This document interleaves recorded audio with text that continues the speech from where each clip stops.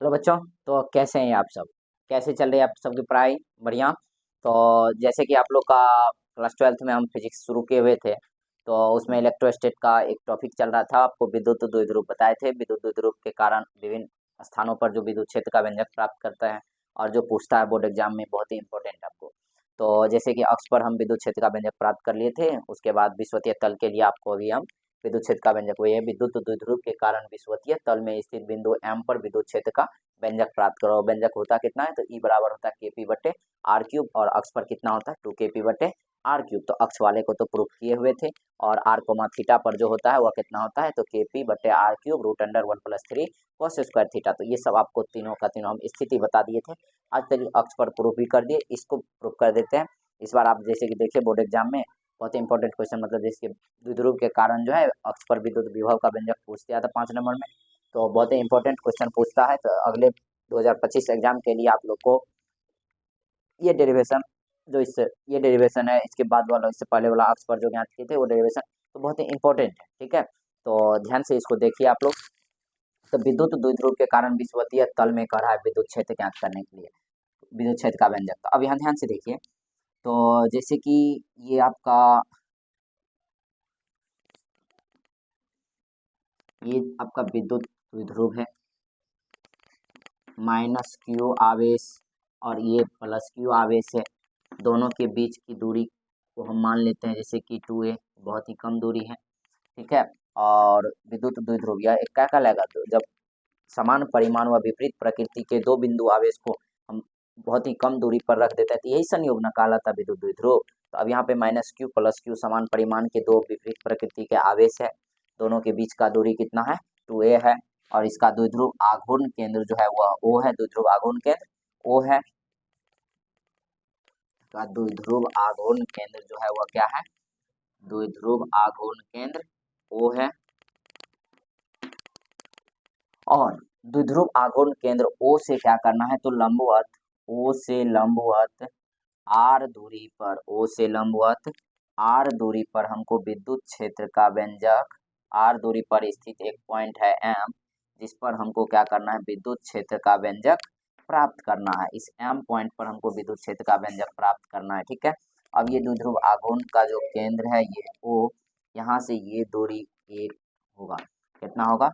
A होगा। मतलब ये द्विध्रुव आघूर्ण केंद्र है, मतलब ये जो 2a दूरी है ना उसका आधा, मतलब मध्य में। ठीक है, तो इससे R दूरी पर हमको चाहिए M पॉइंट पर विद्युत क्षेत्र का व्यंजक चाहिए। ठीक है, अब यहाँ ध्यान से देखिए।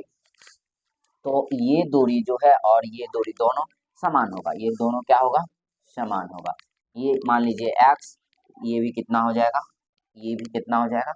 x हो जाएगा। बताइए x बराबर कितना होता है? x बराबर अभी कितना हो जाएगा? ध्यान ध्यान से देखिए, यह एक समकोण त्रिभुज बन गया। यह क्या बन गया?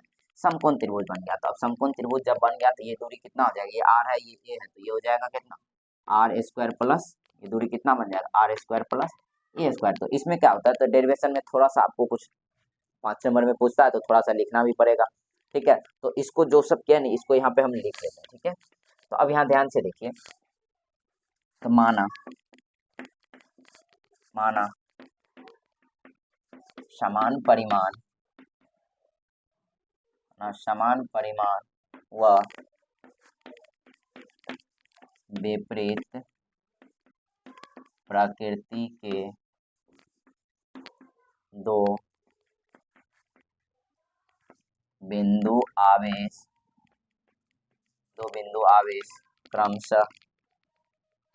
क्रमशः माइनस क्यू व प्लस क्यू है, और उनके बीच की, ऐसे लिखिए, बिंदु आवेश है,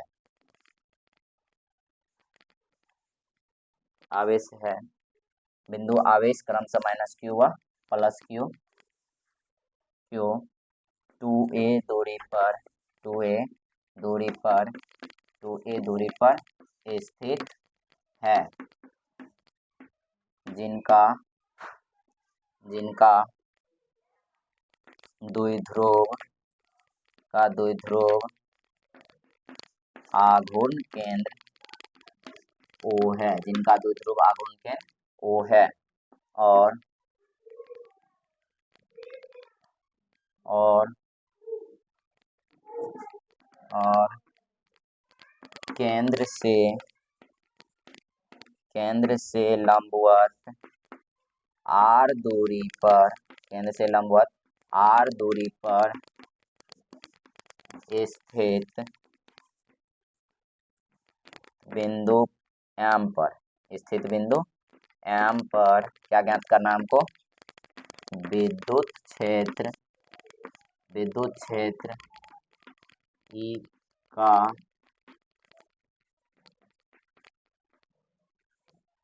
का व्यंजक प्राप्त करना है। ठीक है, तो ये कुछ जो यहाँ पे है, जो अभी टर्म माने हैं उसको हम क्या किए यहाँ पर लिख लिए। ठीक है, अब यहाँ से देखिए तो माइनस क्यू व प्लस क्यू आवेश से एम बिंदु की जो दूरी है वह भी दूरी कितना है, एक्स है। अब यहाँ ध्यान से देखिए तो यह एक समकोण त्रिभुज बन गया। कौन सा त्रिभुज बन गया, समकोण त्रिभुज। ये एक्स कैसे हो जाएगा, एक्स बराबर कितना हो गया, तो एक्स बराबर जो हो गया, तो यहाँ समकोण त्रिभुज ओ एम क्यू में भी ऐसे बोल सकते हैं, समकोण त्रिभुज ओ एम क्यू में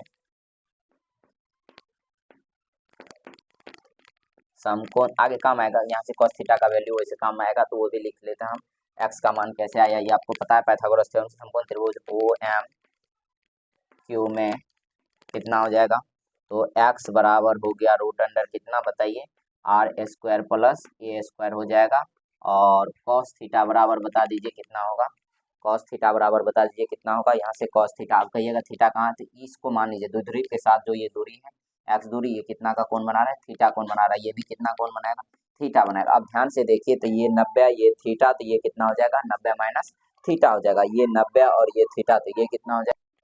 चलिए, तो cos थीटा बराबर क्या होता है आप लोग को पता है, cos थीटा बराबर त्रिकोणमिति में पढ़े हैं ना, sin theta cos theta tan theta cos एक से cot सब। तो cos थीटा क्या होता है, आधार बटे कर्ण होता है। तो आधार देखिए यहाँ पे, तो थीटा के सामने वाले भुजात लंब हो जाता है, ये हो गया आधार, आधार हो गया a, मतलब ये फॉर्मूला होता है b बाय h होता है। तो यहाँ से देखिए cos थीटा बराबर क्या हो जाएगा, cos थीटा बराबर हो जाएगा b की जगह कितना, तो a अपन हो जाएगा रूट अंडर कितना हो जाएगा, तो आर स्क्वायर आप प्लस कितना हो जाएगा, आर स्क्वायर प्लस हो जाएगा, आर स्क्वायर प्लस हो जाएगा ए स्क्वायर, आर स्क्वायर प्लस क्या हो जाएगा, ए स्क्वायर हो जाएगा। तो cos थीटा का वैल्यू आगे जरूरत पड़ेगा, इसलिए इसको अभी लिख करके हम निकाल के रख लिए। अब ध्यान से देखिए आगे का कैलकुलेशन कैसे करें।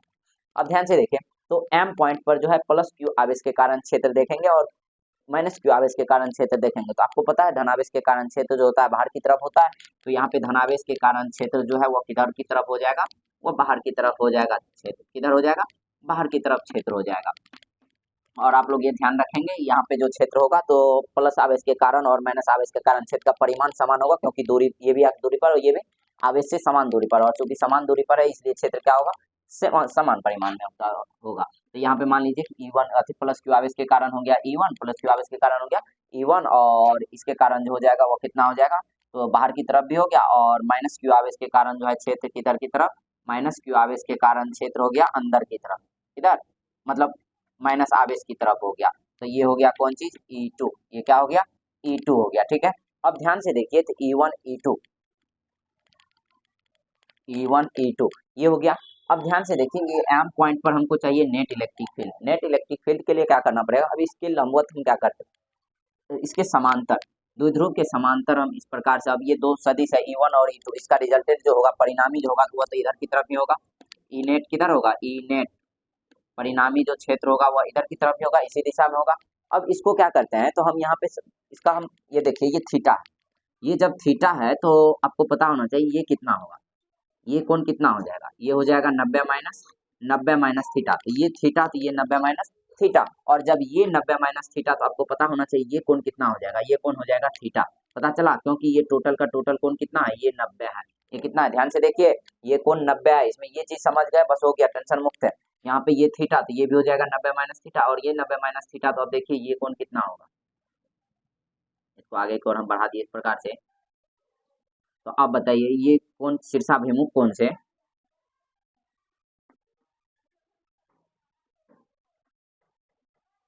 ये हो गया शीर्षाभिमुख कोण से, ये कोण 90 माइनस थीटा होगा, तो ये कोण भी कितना होगा 90 माइनस थीटा, ये 90 माइनस थीटा होगा, तो ये कोण कितना हो जाएगा, ये कोण थीटा हो जाएगा। ठीक है, तो ये कोण भी थीटा और ये कोण भी क्या हो जाएगा, थीटा हो जाएगा। चलिए अब यहाँ की कहानी को हटाइए।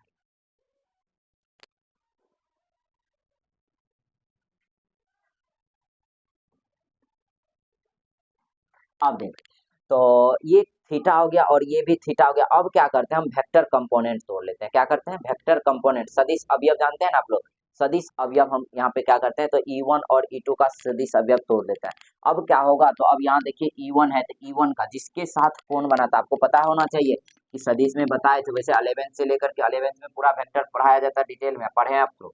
तो थीटा ये कोण है, मान लीजिए ये U है, तो ये एक्स अक्ष है, ये वाई अक्ष है। तो अब बताइए जिसके साथ कोण बनाता है, ये हमेशा क्या लेते हैं, यू कॉस थीटा, क्या हो जाएगा, यू कॉस थीटा। और इस कंपोनेंट के लंबवत, इसके लंबवत जो होगा वह क्या लेते हैं हम, उसके लंबवत जो लेते हैं क्या हो जाएगा, तो y बराबर हो जाता है यू साइन थीटा, क्या हो जाएगा, यू साइन थीटा। तो कहने का मतलब जो कंपोनेंट तो है, तो जिसके साथ कोण बनाएगा, जिसके साथ कोण बनाएगा सदिश, उसके साथ कॉस लेंगे और उसके लंबवत, और इसके कौन चीज, लंबवत साइन लेते हैं। ठीक है, अब यहाँ देखिए तो ये E1 जो है, इसके साथ E1 जो है इधर इसका कंपोनेंट जो क्या हो जाएगा, इसके इधर की तरफ जो हो जाएगा वह हो जाएगा E1 cos थीटा, क्या हो जाएगा, E1 cos थीटा। और इसके लंबवत, इसके कौन चीज, इसके लंबवत क्या हो जाएगा, E1 sin theta, E1 sin theta. बस ये कंपोनेंट को देख लीजिए ध्यान से तोड़ने के लिए, E1 sin थीटा, इधर की तरफ इसका वेक्टर कंपोनेंट हो गया E1 cos थीटा, और इधर की तरफ इसका कंपोनेंट हो गया E1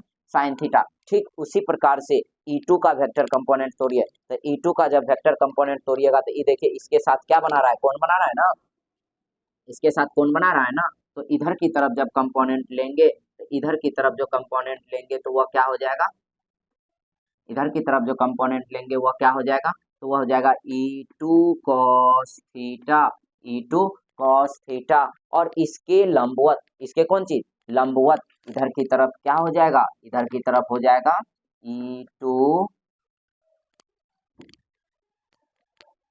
इधर की तरफ बताइए क्या हो जाएगा, इधर की तरफ हो जाएगा E2 साइन थीटा, इधर की तरफ हो गया E1 साइन थीटा, इधर क्या हो गया E2 साइन थीटा। ठीक है, अब ध्यान से देखिए, ध्यान से देखिए, E1 साइन थीटा का दिशा ऊपर की तरफ है और E2 साइन थीटा का दिशा नीचे नीचे की तरफ है। क्या ये एक दूसरे के विपरीत है, ये एक दूसरे को कैंसिल करेगा, क्यों, क्योंकि E1 और E2 का परिमाण जो है वह समान है। आप कहिएगा क्यों समान है, क्योंकि आवेश, ऋणावेश और धनावेश दोनों से देख लीजिए दूरी समान, E1 से जितना मतलब माइनस क्यू, जितना दूरी पर उतना ही प्लस क्यू है, तो इसलिए E1 और E2 का परिमाण जो होगा वह क्या होगा, बराबर होगा। तो यहाँ पे लिखेंगे चूंकि, चूंकि माइनस क्यू व प्लस क्यू आवेश, माइनस दोनों, माइनस क्यू व plus Q, Q plus Q, दोनों आवेशों, दोनों आवेशों से, दोनों आवेशों से बिंदु M की दूरी समान है, इसलिए E1 वेक्टर बराबर, मतलब E1 बराबर, वेक्टर बराबर नहीं होगा, E1 बराबर E2 होगा, लेकिन बट E1 बराबर E2 होगा, लेकिन E1 वेक्टर बराबर E2 वेक्टर ये नहीं। ठीक है, जो E1 और E2 है इसका ये वेक्टर बराबर नहीं होगा, क्यों, क्योंकि इसका दिशा देखिए इधर है, इसका दिशा देखिए इधर है, तो कहने का मतलब दिशा सेम नहीं है, इसलिए ये बराबर नहीं होगा। लेकिन E1 और E2 का परिमाण जो है वह क्या हो जाएगा, बराबर हो जाएगा। तो यहाँ पे देखिए E1 बराबर E2, और इसको हम मान लेते हैं कितना के बराबर, E के बराबर, कितना के बराबर, E के बराबर। तो बताइए E बराबर कितना हो जाएगा, E बराबर बताइए कितना हो जाएगा, तो E बराबर हो जाएगा, फॉर्मूला होता है के क्यू बटे आर स्क्वायर, ये ना जानते हैं, E बराबर फॉर्मूला चूंकि हम क्या जानते हैं, के क्यू बटे आर स्क्वायर। अब देखिए यहाँ पे आर ये तो नहीं लेंगे, आवेश से दूरी कितना है, तो वह दूरी है एक्स है, और जब वह दूरी एक्स है तो बताइए क्या हो जाएगा, तो के क्यू बटे एक्स स्क्वायर। E बराबर क्या बन जाएगा फॉर्मूला, E बराबर फॉर्मूला E1 बराबर E2, अब ई बराबर फॉर्मूला बन जाएगा के क्यू बटे एक्स स्क्वायर। क्या बन जाएगा फॉर्मूला? ई बराबर क्या बन जाएगा? ई बराबर बन जाएगा के क्यू बटे एक्स स्क्वायर। क्या बन जाएगा? ई बराबर के क्यू बटे एक्स स्क्वायर। अब ध्यान से देखिए, तो ये तो ई साइन थीटा हो जाएगा, ई भी हो जाएगा ई साइन थीटा, तो एक दूसरे के विपरीत है, इसलिए ये दोनों क्या हो जाएगा? कैंसिल हो जाएगा। तो बच गया कौन चीज है? ई नेट की तरफ देखिए, दो बच गया, ई वन कॉस थीटा और ई टू कॉस थीटा। तो अब चलिए हम देख लेते हैं इसको, आप लोग इसको मिटा दीजिए। चलिए, तो अब देखो यहाँ पे, तो फ्रॉम, अब यहाँ पे अगेन ई नेट बराबर ई नेट जो है वह कितना के बराबर होगा? ई नेट जो होगा वह कितना के बराबर होगा? तो ई नेट देखो इसी दिशा में, और इस दिशा में कौन कौन है? तो ई वन कॉस थीटा और ई टू कॉस थीटा। तो कुल मिलाकर के ये ना परिणामी विद्युत क्षेत्र होगा एम पॉइंट पर। तो एम पॉइंट पर परिणामी विद्युत क्षेत्र ई नेट है। तो ई नेट कितना हो जाएगा? E one cos theta plus E two cos theta. यहाँ लिख लेंगे E one cos theta plus E two cos theta. ठीक है, अब देखिए ध्यान से, तो ई वन और ई टू का मान क्या है? बराबर है। यहाँ लिख लेंगे ई कॉस थीटा प्लस कितना? E cos theta. अब बताइए कितना होगा? E cos theta plus e cos theta कितना? Two e cos theta. Two e कितना? Cos theta. और ई का वैल्यू भी आप निकाल के रखे हुए हैं, देखिए किधर, ई बराबर कितना निकाल के रखे हैं? ई वन ई टू सबका वैल्यू कितना? के क्यू बटे एक्स स्क्वायर। और कॉस थीटा का वैल्यू आप निकाल के रखे, तब ये बोले थे कॉस थीटा का वैल्यू निकाल लीजिए, जरूरत पड़ेगा। अब इधर से कॉस थीटा का वैल्यू रख दीजिए, ई का वैल्यू रख दीजिए और इसको सॉल्व कर लीजिए। तो यहाँ हो गया कितना? टू ई के जगह रखेंगे के क्यू बटे एक्स स्क्वायर, और कॉस थीटा की जगह कितना रखेंगे? कॉस थीटा की जगह कितना रखेंगे? ए बटे root under R square plus ए स्क्वायर। ठीक है, तो इस प्रकार से अब देखिए एक्स स्क्वायर बराबर भी कितना होता है? तो एक्स स्क्वायर बराबर कितना, एक्स मतलब एक्स बराबर कितना? तो root under R square plus ए स्क्वायर। तो अब चलिए इसको हम रख देते हैं। तो ये हो गया टू के क्यू। यहाँ पे थोड़ा अरेंज क्या कर लीजिए, तो के रहने दीजिए और टू ए क्यू को लिख लीजिए, क्योंकि ये फार्मूला होता है। और अपन देखिए कितना, एक्स स्क्वायर, एक्स की जगह लिख लेंगे root under R square plus ए स्क्वायर का कौन चीज? आर स्क्वायर प्लस ए स्क्वायर का होल स्क्वायर। और गुना में बताइए कितना है? गुना में बताइए कितना हो जाएगा? Root under R square plus ए स्क्वायर, ये ना। अब ध्यान से देखिए, तो यहाँ पे घात कितना है? टू है, और यहाँ पे कितना हो जाएगा? वन बाय टू हो जाएगा। तो अब यहाँ से टू क्या, यहाँ टू से स्क्वायर से ये रूट गायब हो जाएगा। चलिए अब अगला स्टेप देखते हैं। तो ई नेट बराबर कितना आ गया? ई नेट बराबर आ गया आपका के, इसके जगह देखो क्या लिख सकते हैं, इसके टू ए क्यू की जगह हम पी लिख सकते हैं। यहाँ पे लिख लेते हैं, चूंकि पी बराबर होता है टू ए क्यू, ये नहीं जानते हैं, तो इसको हम यहाँ पे क्या करेंगे? तो रख देंगे। तो के पी अपन कितना हो जाएगा? यहाँ देखिए स्क्वायर से रूट गायब हो जाएगा, बचेगा कितना? Are square plus A square into कितना? Are square plus A square का whole power one by two. ये न होगा, देखिए ना रूट है, तो रूट का क्या लिखेंगे? मैं लिखता हूँ one by to. One by कितना? टू होता है। अब बताइए कितना हो जाएगा? तो के पी अपन कितना हो गया? इसको क्या लिख सकते हैं हम? आर स्क्वायर प्लस ए स्क्वायर का होल पावर कितना हो जाएगा? Three by two. कितना हो जाएगा? Three by two. आपको पता है आधार समान रहेगा, आधार समान रहेगा और गुना में रहेगा तो घात क्या होता है? जुट जाता है। तो ए के पावर वन गुना जब ए के पावर वन बाय टू है तो कितना हो जाएगा? ए के power one plus one by to मतलब कितना? ए के पावर थ्री बाय टू। तो वही कि यहाँ पे ए के मतलब ए की जगह कितना? Are square plus A square, r square plus A square आधार समान है। गुना में यहाँ घात कितना है? एक, एक प्लस एक बटे दो करेंगे कितना हो जाएगा? थ्री बाय टू हो जाएगा। चलिए, तो अब यहाँ पे देखिए कितना हो जाएगा? इन एट के पी बटे, अब यहाँ पे क्या होता है जनरली,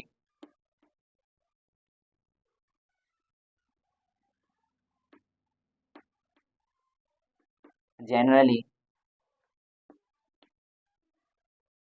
आर का मान बहुत बड़ा होता है किससे? ए से। आर का मान जब बहुत बड़ा हो किससे? ए से, तो ए स्क्वायर टेंस टू होता है zero. A square tends to zero. A square tends to zero का मतलब है कि ए का मान लगभग क्या होगा? जीरो के बराबर होगा। एग्जैक्ट जीरो नहीं होगा, जीरो के बराबर होगा। तब जाके यहाँ से हो जाएगा के पी अपन कितना? Are square plus A square की जगह कितना? जीरो, इसका पावर कितना? Three by two. एक चीज आप लोग भूले हैं, आप लोग भी भूले हैं, हम भी भूले हैं, टू के पी बटे आर।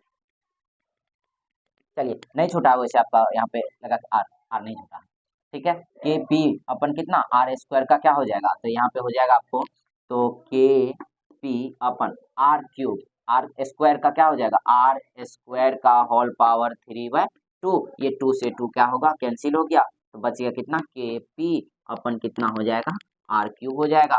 और पता है यही जो नेट आया है, यही जो नेट आया है कौन चीज, ई नेट जो आप लोग फाइंड किए वो कौन चीज, इसी को हम लिख देते हैं ई परपेंडिकुलर, मतलब आर डिस्टेंस पर, इसी को कहते हैं विषुवतीय तल में के पी बटे कौन चीज, आर क्यूब, के पी बटे आर क्यूब। अब यहाँ से देखिए इसका सदिश रूप, तो इसका जो सदिश रूप ये तो इसका परिमाण हो गया, ये कौन चीज हो गया, इसका परिमाण हो गया। और इसी को हम ऐसे भी लिख सकते हैं, तो ई वेक्टर बराबर के की जगह क्या होता है, 1/4,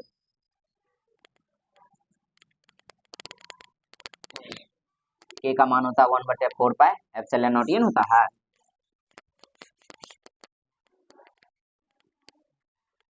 यहाँ देखिए तो ई नेट बराबर कितना हो गया, या ई परपेंडिकुलर इसी को बोलेंगे, तो ये कितना हो गया, K P upon R cube equal, देखिए के की जगह हम लिखते हैं 1/4 pi epsilon naught P by R cube, तो ये हो गया इसका मैग्नीट्यूड।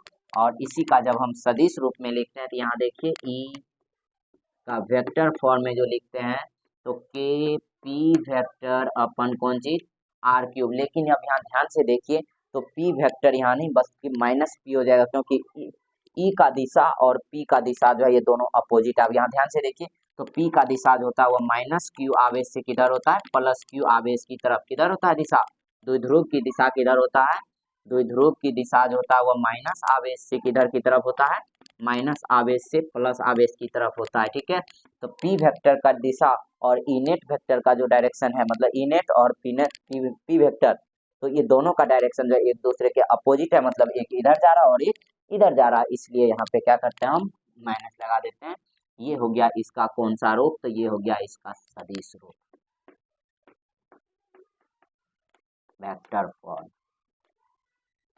ठीक है। सदिश रूप इस प्रकार से ये डेरिवेशन क्या हुआ, पूरा हुआ, ठीक है। तो ये विषुवतीय तल में आर दूरी पर द्विध्रुव के कारण विद्युत क्षेत्र का व्यंजक हुआ, जो आप लोग को बोर्ड एग्जाम में 5 नंबर में पूछता है।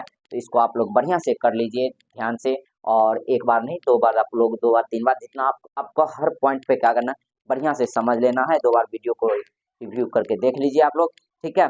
और बढ़िया से इस पॉइंट को ध्यान से लिख लीजिए और बढ़िया से कर लीजिए, क्योंकि 5 नंबर के लिए तो आपका इंपॉर्टेंट भी है। और अब नेक्स्ट वीडियो में हम आप लोग को देखेंगे द्विध्रुव के कारण हम आर कोमा थीटा पर क्या करेंगे, तो विद्युत क्षेत्र का व्यंजक प्राप्त कर लेंगे। चलिए धन्यवाद।